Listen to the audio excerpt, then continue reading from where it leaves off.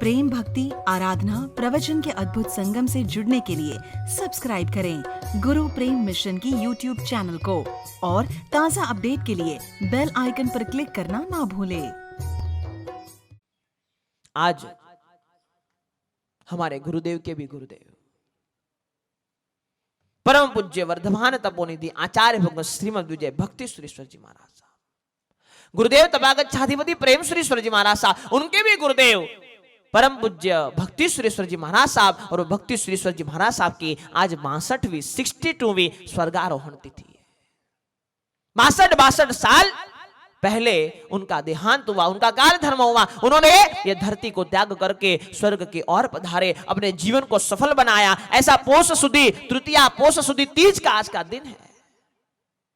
और जब आचार निष्ठा की बात आती है तो हमें गुरुदेव के गुरुदेव याद आते हैं कि क्या गजब की आचार निष्ठा उनके जीवन में थी। इतनी आचारों की निष्ठा उनके जीवन में थी कि हम सोच नहीं सकते।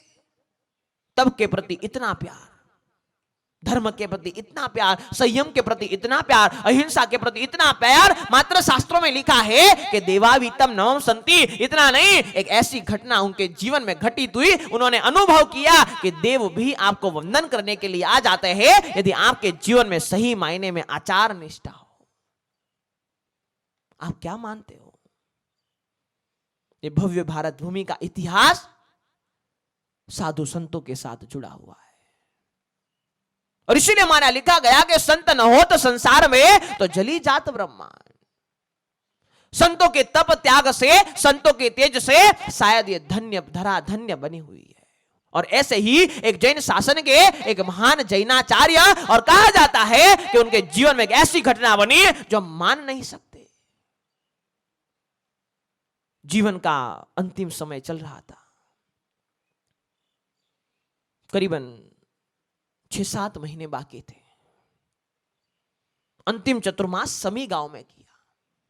समझना, यदि आपके भीतर आचारों की निष्ठा हो, आपके भीतर विचारों की निष्ठा हो, आपके आचार शुद्ध हो, आपका चारित्र शुद्ध हो, आपका संयम शुद्ध हो, आपकी क्रियाएं शुद्ध हो, आपकी तप की भावना शुद्ध हो, आपके जीवन में क्या चमत्कार घटित हो सकता है। आज के समय में कोई सालों पहले की मैं बात नहीं कर रहा, 62 ईयर्स पहले की, 62 साल पहले की बात आपको बता रहा।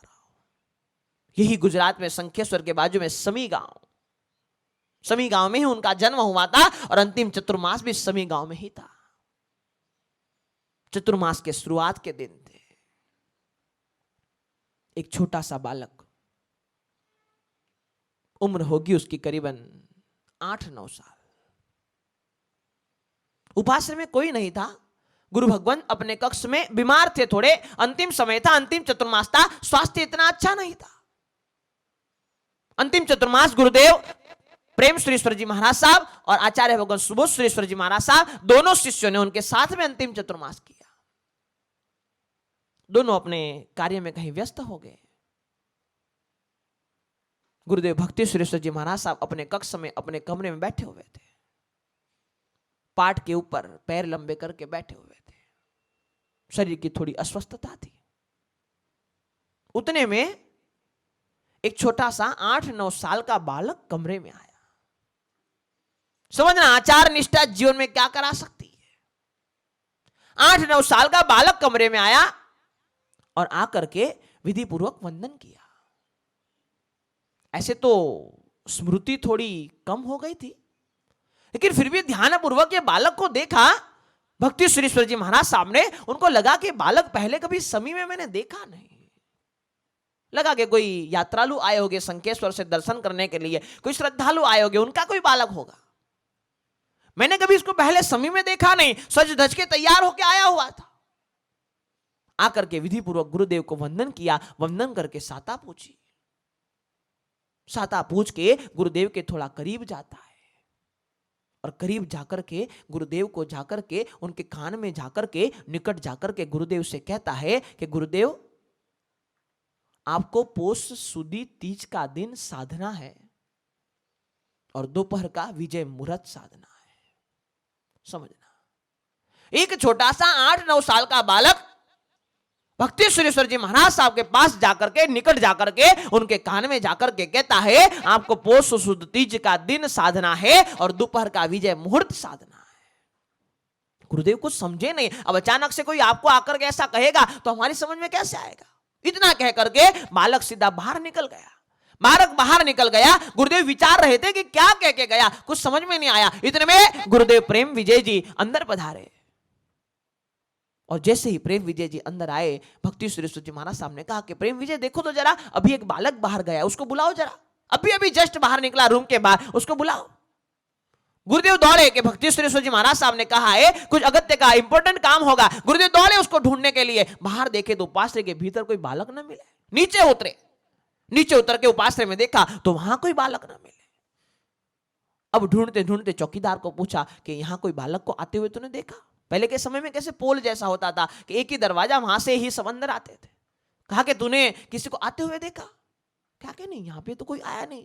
अरे गुरुदेव कह रहे कोई बालक आया था और आप कह रहे कोई आए नहीं। वापिस ऊपर आए। गुरुदेव को कहा कि गुरुदेव आपको बराबर याद है कोई बालक आया था? कहा कि हाँ बालक आया, मुझे वंदन किया, मुझे कुछ कह करके गया, इसीलिए तो मैं अचंभित हुआ, इसीलिए मैं आपको दौड़ाया कि जाओ फटाफट वो बालक को ढूंढो। वापिस गुरुदेव प्रेम विजय जी नीचे उतरे, मंदिर में गए, इधर गए उधर गए, कोई बालक मिले नहीं। पूछा कोई श्रद्धालु की गाड़ी आई है? कहा कि कोई नहीं आया। किसी की कार आई है? कोई नहीं आया। कोई वंदन करने, दर्शन करने के लिए आया? कोई नहीं आया। अब जाके उनको संशय हुआ, उनको चिंता हुई कि क्या हुआ होगा।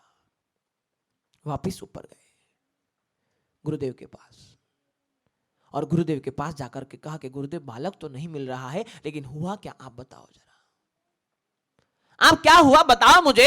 तब भक्ति सुरेश्वर जी महाराज साहब ने कहा कि मुझे नहीं पता वो बालक कौन था, लेकिन मुझे इतना कह करके गया कि पौष सुद तीज का दिन तुझे साधना है और दोपहर का विजय मुहूर्त 12:39 का समय तुझे साधना है। इतना कह करके वो बालक चला गया। आपने जाकर के देखा बालक मिला नहीं, पता नहीं कौन था। और तब जाके गुरुदेव को यह समझ में आया कि कोई अधिष्ठायक देव मुझे सूचन करने के लिए, मुझे जागृत करने के लिए, मुझे बताने के लिए यहाँ पे पधारे होंगे। और तब से भक्ति सुरेश्वर जी महाराज साहब ने आराधना साधना शुरू कर दी। पता नहीं था, हमें तो हमारे जीवन का 1 मिनट पहले पता नहीं होता है कि कब मृत्यु आएगी, लेकिन ऐसे तब का यह प्रभाव होता है, आचार निष्ठा का यह प्रभाव होता है कि अधिष्ठायक देव आए और आकर के कह करके गए कि पौष सुद तीज का दिन आपको साधना है। और मैं कहता हूं कि जिन शासन के इतिहास में सदियों के बाद ऐसी घटना बनी हुई होगी कि जिसको मृत्यु की तिथि, मृत्यु का समय पहले से मालूम पड़ गया गुरुदेव को, अब गुरुदेव जागृत हो गए कि ये मेरा अंतिम चतुर्मास है, अब शायद मेरे पास ज्यादा समय नहीं है। अब संशय भी हो सकता है कि बात सच हो झूठ हो पता नहीं, लेकिन उनको भीतर से लगता था कि नहीं, अब स्वास्थ्य भी ठीक नहीं रहता है और लगता है कि जीवन का अंतिम चतुर्मास बनेगा। और इतिहास गवाह है, हजारों लोग, हजारों गुरु भक्त, सभी शिष्य समुदाय, सभी श्रमणी भगवान, सभी को पहले से बता दिया कि पौष सुद तीज मेरे जीवन का अंतिम दिन है, आप सभी पधार जाना। और वही शंखेश्वर धाम में, शंखेश्वर दादा की पावन छत्र छाया में, बाजू में जो पुराना उपाश्रय था, वही उपाश्रय में भक्ति सुरेश्वर जी महाराज साहब विराजमान थे। और पौष सुद तीज के दिन, यानी कि आज के दिन बराबर 62 ईयर्स पहले दोपहर को 12:39 पर गुरुदेव का काल धर्म हुआ। गुरुदेव यहां से सीधा आए, गुरुदेव यहां से पधारे, अमर यात्रा उनकी शुरू हुई। लेकिन बात कहने की यह है कि जिन शासन के इतिहास में एक घटने वाली ऐसी विरल घटना है कि 6 महीने पहले पता पड़ गया कि पौष सुद तीज के दिन मेरा मृत्यु होने वाला है। ये ताकत किसकी है? ये आचार निष्ठा की ताकत है।